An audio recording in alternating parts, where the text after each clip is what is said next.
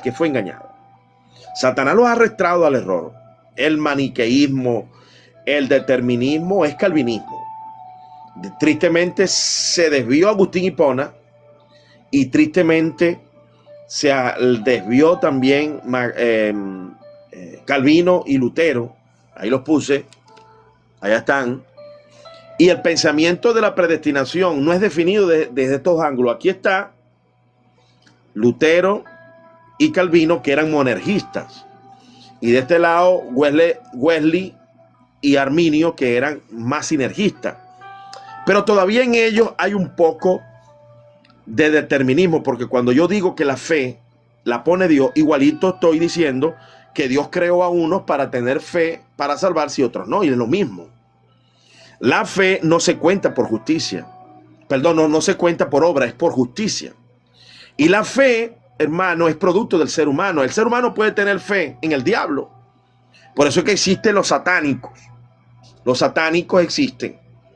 ¿Por qué existen los satánicos? Porque creen en el diablo. ¿Por qué existen los ateos? Porque creen más en su filosofía hueca. Entonces la fe puede ser torcida a favor de Dios, verdadera, genuina, y en contra de Dios. Entonces, aquel que diga que la fe proviene de Dios es más monergismo, determinismo, porque si yo acuso a Dios de poner la fe, tengo que acusarlo de poner también la incredulidad. Y es lo mismo determinismo, es lo mismo estoico. La fe es intrínseca en el ser humano, es intuitiva, es natural. Ella viene cuando nosotros nacemos, nos la dio Dios desde el principio. A esa fe te va a tocar torcerla o enrumbarla hacia Dios. Y la fe no se cuenta por obra. Y hay que entender que cuando Pablo dijo no por obra para que nadie se gloríe, está en un contexto judaico, en un contexto de gnósticos judíos que querían hacerle entender a las personas que era por las ceremonias de la ley de Moisés y no por la ley de Cristo. Bendito Dios. Aquí nos visita mi hermano Rodrigo. Él también tiene una postura muy similar a la mía, con algunos matices, porque evidentemente no todos entendemos las cosas del mismo enfoque. Adelante, mi hermano Rodrigo. La primera pregunta es si el hombre tiene la capacidad natural para creer. Esa es la primera pregunta. Bueno, si el hombre no tuviese la capacidad natural para creer, no habrían idólatras. Porque no se creería en nada. Así Ahora, es. ¿de dónde viene esa capacidad para el hombre ser idólatra y creer en tantos dioses y en tantas cuestiones? Bueno, ¿de dónde viene? Entonces, Pastor Efimio, esta es la pregunta. Si la fe viene como una capacidad exclusiva para poder creer en Dios, y esa capacidad de creer en Dios te la da porque te necesita regenerarte, yo pregunto, ¿creen en Dios los testigos de Jehová? ¿Creen en Dios los católicos? ¿Creen en Dios los mormones? Entonces, si una persona que tiene la capacidad de creer es que ha sido regenerada, bueno, todos los que creen en Dios son salvos. Porque ellos no podrían creer en ese Dios si Dios no los regeneró. Pero producto de que creen en Dios es porque Dios los regeneró. Entonces, Dios regeneró a católicos, Dios regeneró a testigos de Jehová, a adventistas, a mormones y a cuantas sectas han dado vuelta por ahí. Porque esta pregunta es, ¿creen en Dios? ¿Creen en Cristo? La respuesta es sí, creen. Entonces, ¿cómo es posible que esta gente crea en Dios y no sean salvos? No tiene sentido. Es una paradoja. Entonces, si la capacidad de creer es una capacidad puesta por Dios y esa capacidad puesta por Dios es en base a previa regeneración, significa que previamente Dios les dio vida, los salvó. Entonces, bueno, señores, abracen a los católicos, reúnanse con ellos porque ya Dios los regeneró y los salvó porque ellos creen en Dios. Vayan a la iglesia católica, da igual donde usted se meta, da igual si nos juntamos con mormones y con testigos, mientras crean en Dios, porque según la premisa, no pueden creer en Dios si y solo si Dios no los regenera, no les da vida.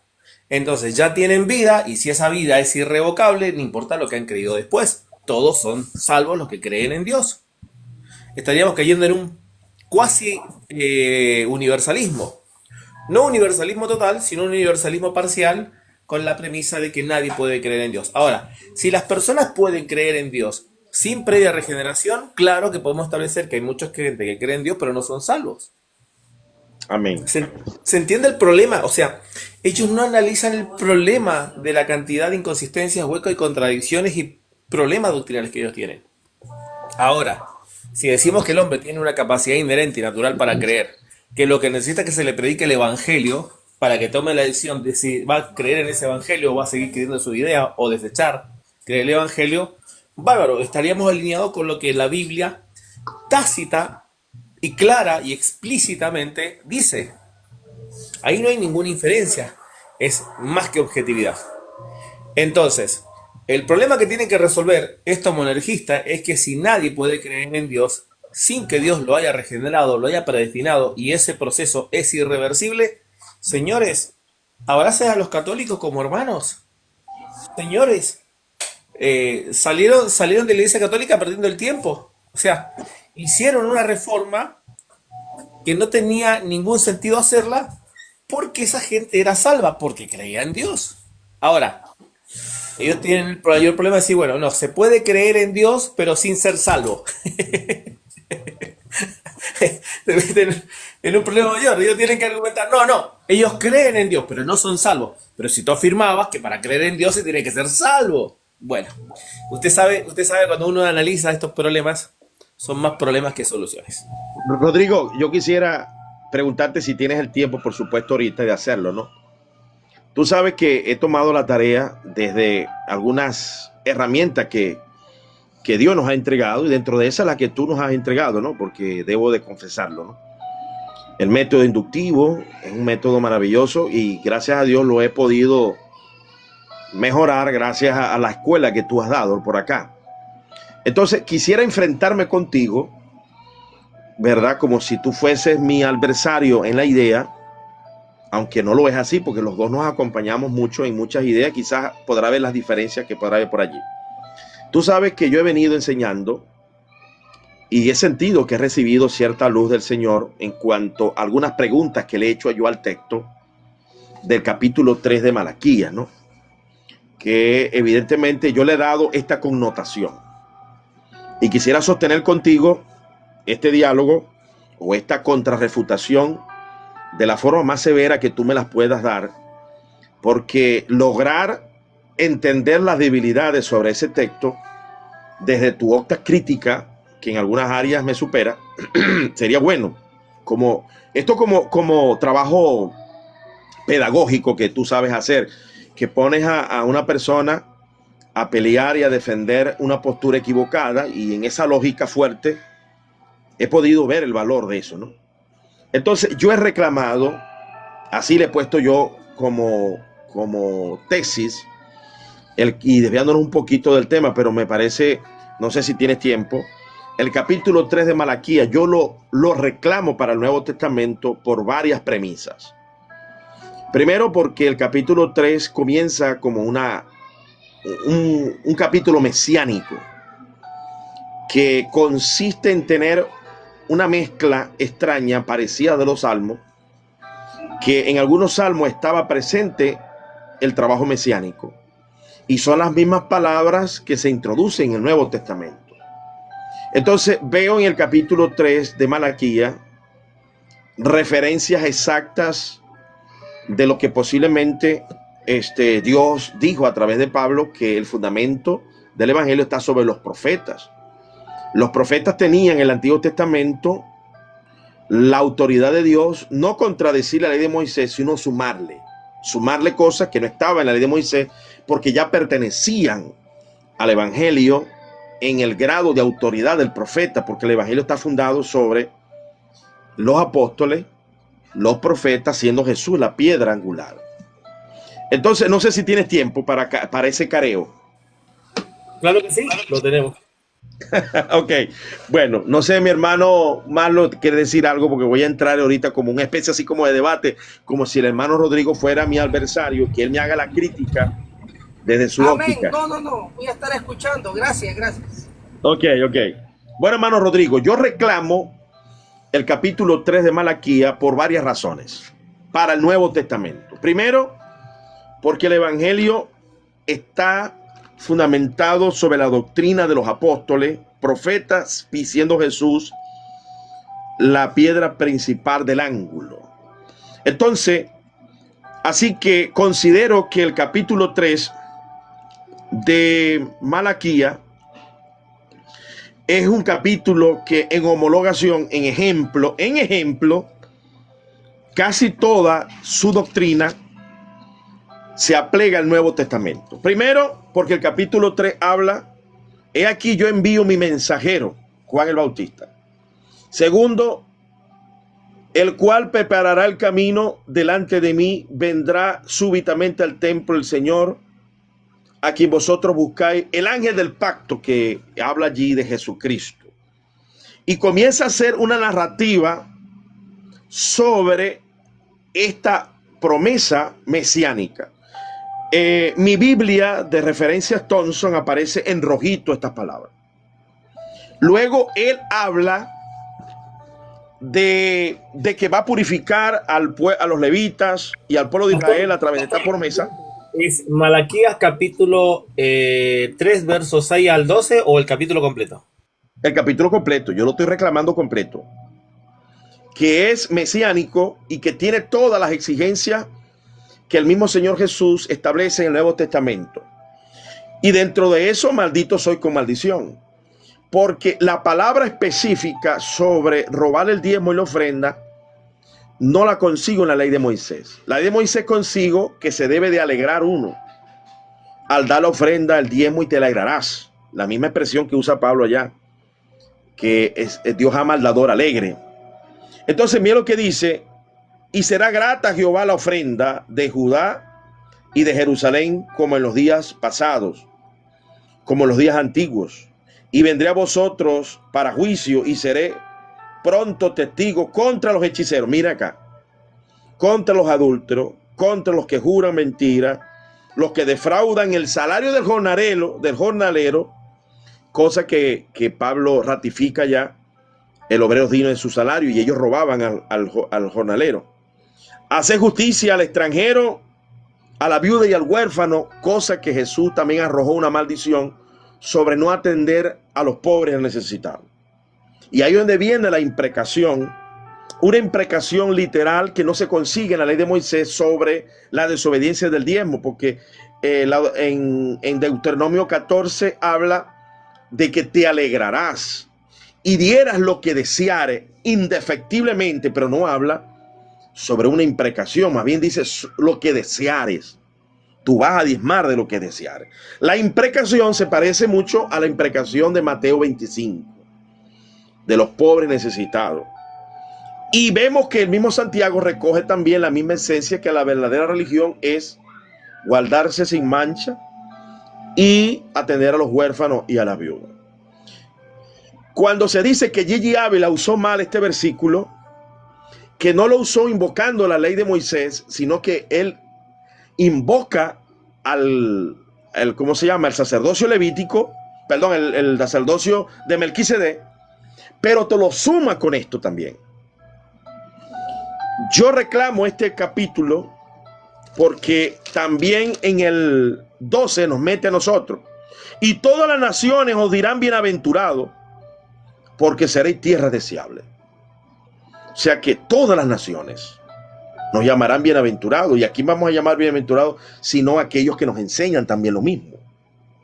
Entonces, este es mi planteamiento, hermano, de reclamar este capítulo completo para el Nuevo Testamento, y de que robar a Dios también está, por inferencia, introducido también en el Nuevo Testamento.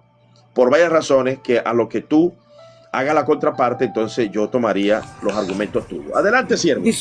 Disculpe, hermano, creo que alguien está poniendo comentarios no deseados. Mire a ver ahí, por favor, si no, bloquéenlo. Ok, vamos a ver acá. Pero los pastores que pueden robar, vamos a poner aquí a silenciarlo para que deje de, que si se quiere quedar por allí, se quede en silencio. Vamos a silenciarlo. Adelante, mi hermano Rodrigo. Ok.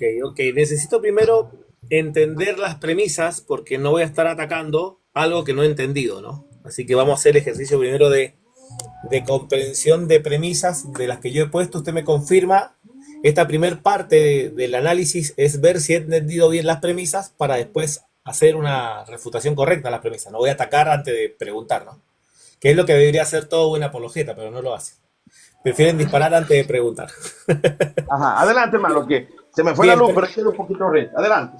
Ok, dice, vamos a analizar doctrina del capítulo 3 del completo de Malaquías como un capítulo homologado para el nuevo pacto. El objetivo, punto número 1, ver si estas premisas son falsas, verdaderas o plausibles. Como punto número 1, veremos si es un texto mesiánico como afirma. Como punto número 2, si hay continuidad de las atenciones de los necesitados de este pasaje en el nuevo pacto. Si existe un castigo en la Torá por incumplimientos de la ley o es un tema aislado del profeta. Y finalmente, ¿es el robo está por inferencia en este pasaje para el nuevo pacto? Ahí sería el tema, ¿no es cierto? Pasaje como válido. Ahora, pregunta.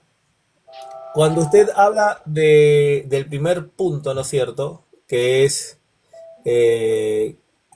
la premisa, que es un texto plausible o es un texto válido para el nuevo pacto, es un texto válido para el nuevo pacto, como ley o como principio. Como principio, hermano, como principio. Okay.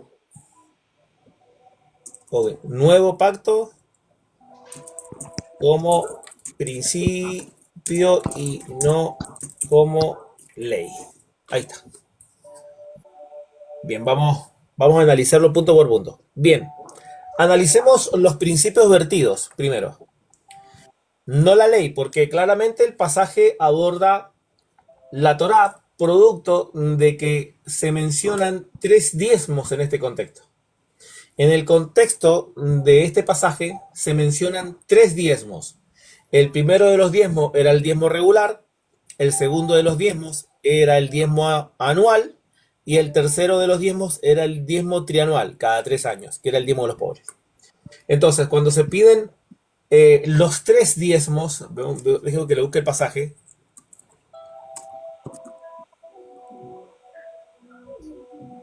Que busque ahí en los profetas.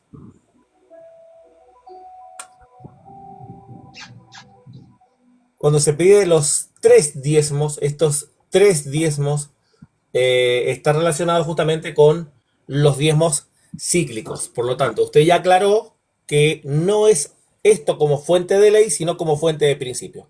Obviamente como ley no, porque si no eso sería una contradicción con el apóstol Pablo. Hasta ahí vamos bien.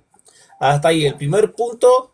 Lo que nos falta ver es si esa premisa de este principio, que es válida para el nuevo pacto, lo que tenemos que encontrar es la homologación y la que usted hizo.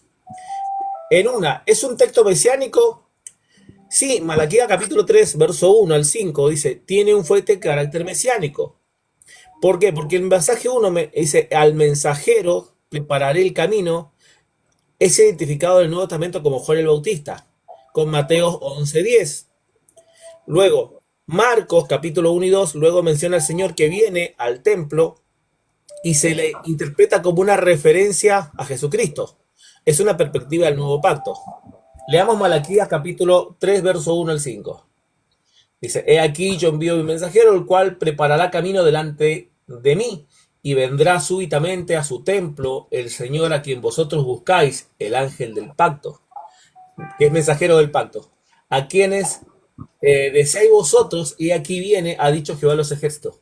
¿Quién podrá soportar el tiempo de su venida? Y claramente el pasaje arranca mencionando el mesianismo de Jesucristo.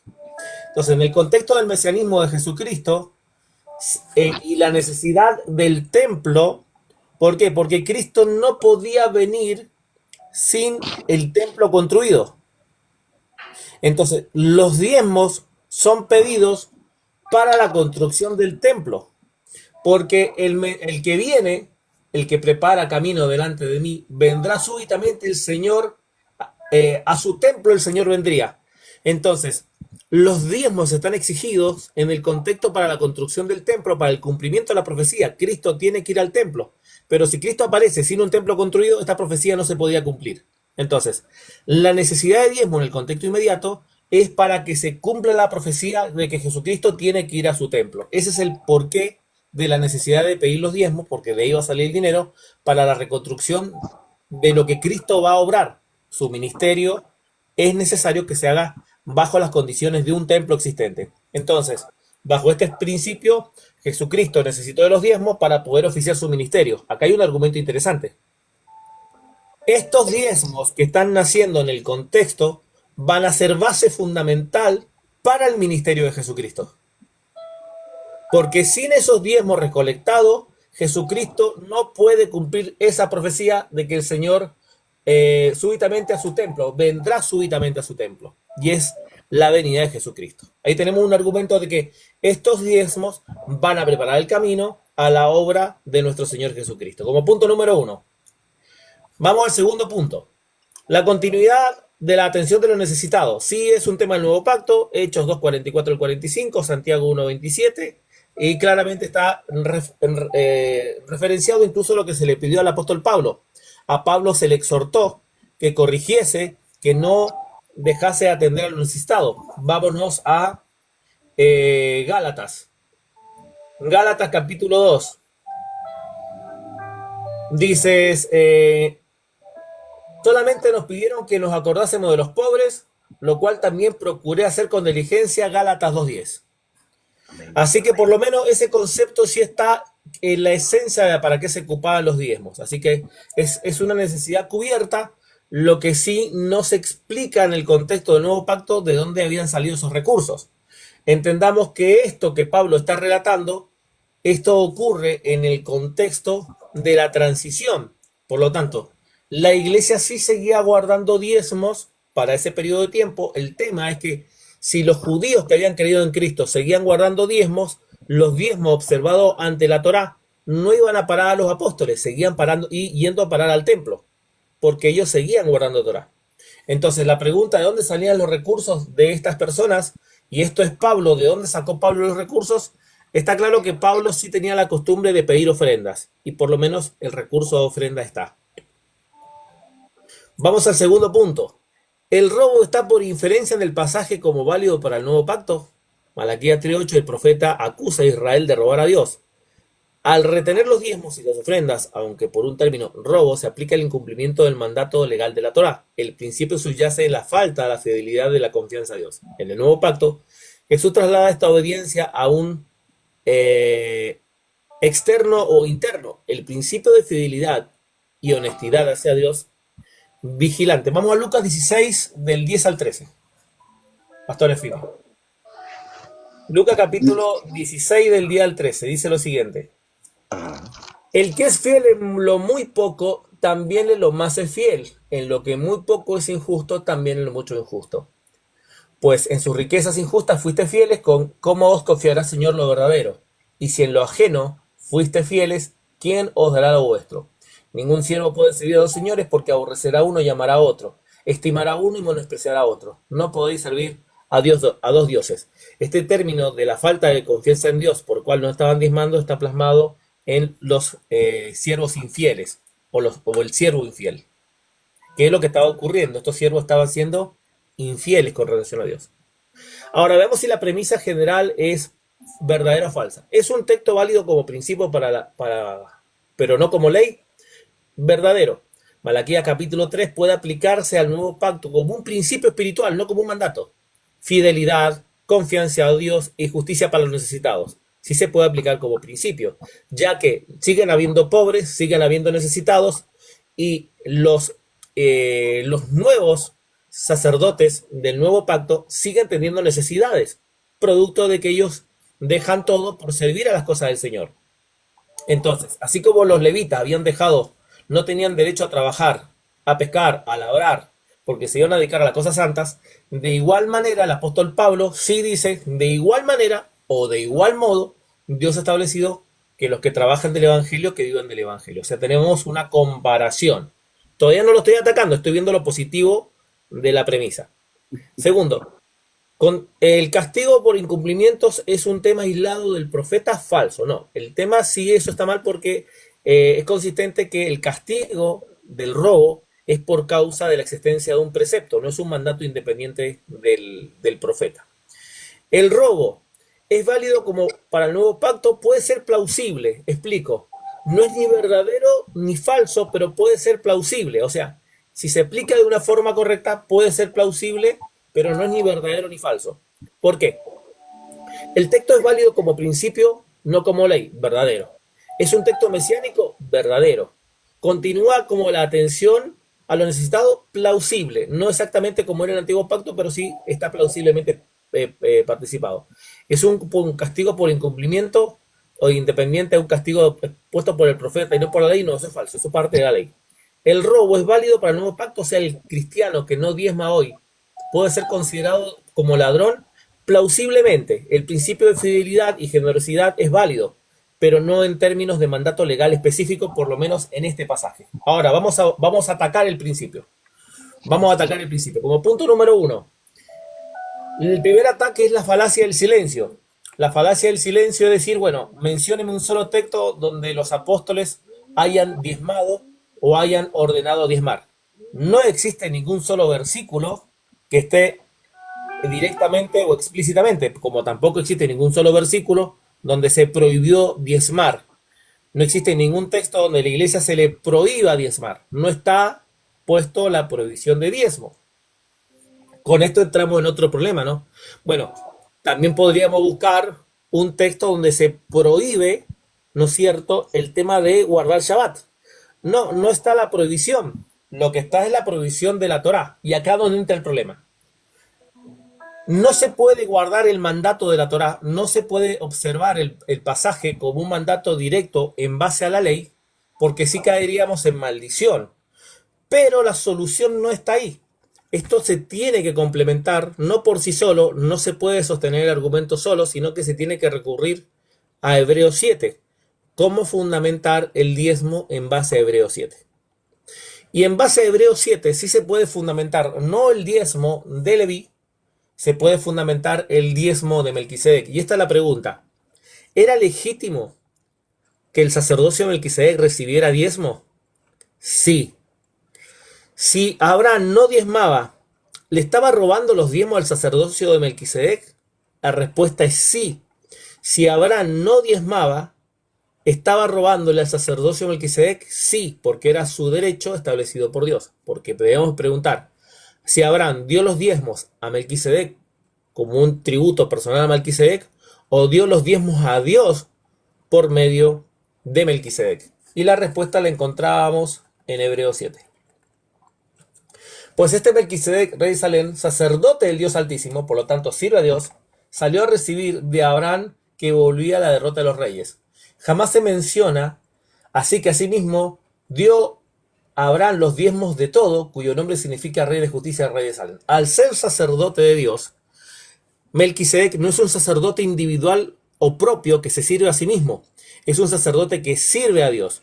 Y los diezmos que se están dando no se dan al sacerdote, aunque éste los reciba, son diezmos que se entregan a Dios. Entonces la pregunta es, en base al sacerdocio de Melquisedec, ¿se puede robustecer el argumento de que nosotros podemos diezmar y el que no diezma le está robando al sacerdocio de Melquisedec? Ese es el ángulo correcto. Si Abraham no diezmaba a Melquisedec, ¿estaba robando a Abraham a Melquisedec? Sí, estaba robando a Dios, al mismo Dios que estaban robando los que no estaban diezmando en el sacerdocio levítico. Sí es un robo. Ahora, ¿se mantuvo el diezmo de Melquisedec en el contexto? Bueno, por lo menos nos dice que Jacob había prometido diezmos.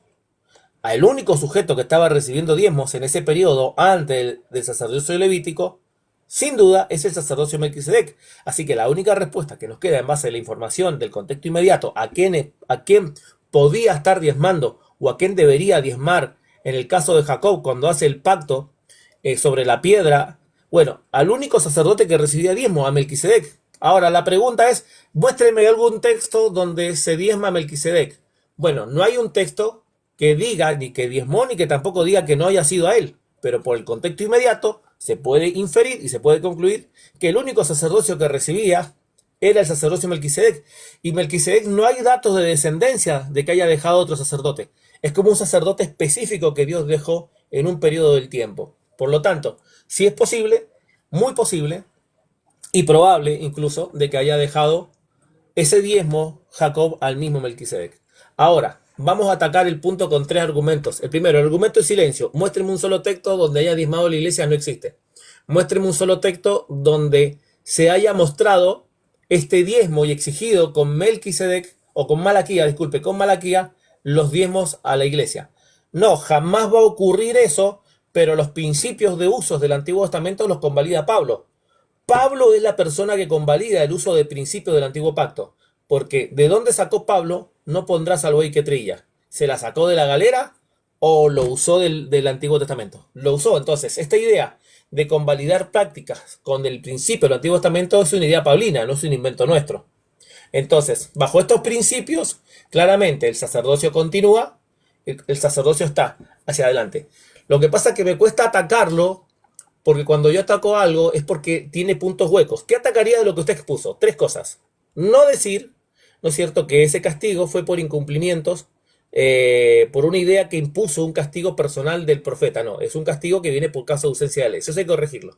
Y como punto número 2, el robo, el que no roba el nuevo pacto, está cayendo en el robo de esos, no, como directamente no, pero sí no se diezma al sacerdocio de Melquisedec, se cae en un ejemplo similar. ¿Por qué? Porque si Abraham no hubiese dado los diezmos, hubiese sido tan ladrón como eran estas personas.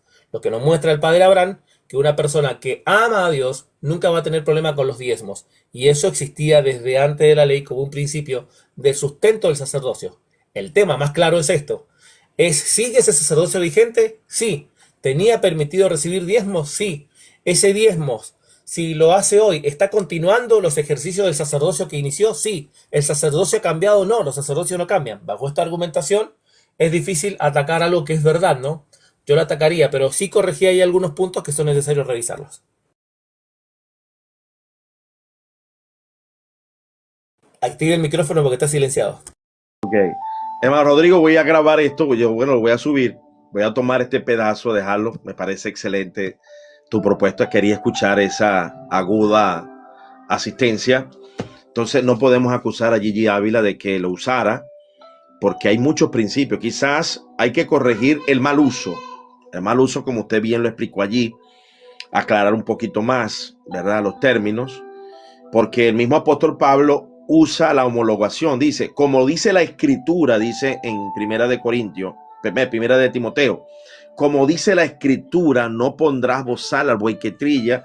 Lo dice 2 veces, lo dice también en Primera de Corintios capítulo 9. Hace una homologación. Y la homologación que hace en Primera de Corintios, así también, mira la expresión que usa, así también vivían los que trabajaban del altar. Ahora, así también puede caer la maldición de negligencia cuando se le roba al jornalero, al obrero, el salario de aquellos que Dios le ha dado para que le den. Entonces allí queda claramente el principio y el mismo valor. Porque si, como lo dice Charles Hodge, un pensamiento positivo se tiene que comprender como el negativo también. Si el pensamiento positivo es de Primera de Corintios, capítulo 9, 13, creo que 12, 13 y 14, así también como aquellos que trabajaron en el altar y comían del altar, así ordenó el Señor. Mire la palabra que usa Pablo. Ordenó al Señor el obrero digno su salario.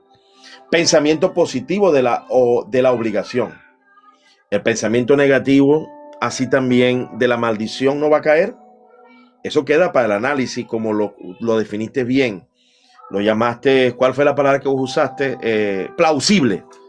Plausible o sugerible, o posiblemente, o casi, es un principio de aplicación exacta, pues, en ese aspecto plausible. Ahora, quienes no hagan eso se van a tomar en el riesgo de conseguirse en la eternidad, porque si casi todo el capítulo, viste como todo el capítulo, hermano, se aplica casi completico a todos los principios y valores que se enseñaron en homologación en el Nuevo Testamento. Entonces, vamos a quitar, a mutilar esa maldición cuando Jesús habló de una maldición Y dice Pablo, el que no ame a Jesús sea anatema. Y dentro del amor a Jesús es cumplir su mandamiento. Y mire lo que está acá, hermano. Lo dijiste muy claro de que si Abraham no obedecía el mandamiento o la ley de diezmarle a Melquisedec, era robar. Sí, mira lo que dice acá.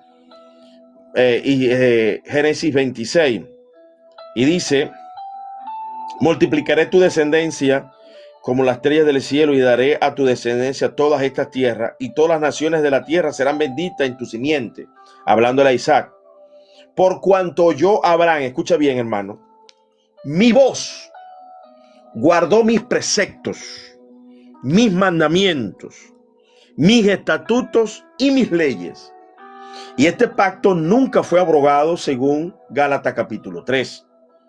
Entonces, ¿qué hizo el profeta? El profeta lo que hizo fue madurar el mandamiento y colocar, mire, si es rebelión no obedecer la ley de Abraham, es rebelión no obedecer los estatutos que Dios le dio a Abraham, y dentro de esos el diezmo a Melquisedec también es una maldición al mismo nivel en Malaquías, bajo el pacto de la ley. ¿No va a ser maldición en el pacto del Nuevo Testamento no hacerlo?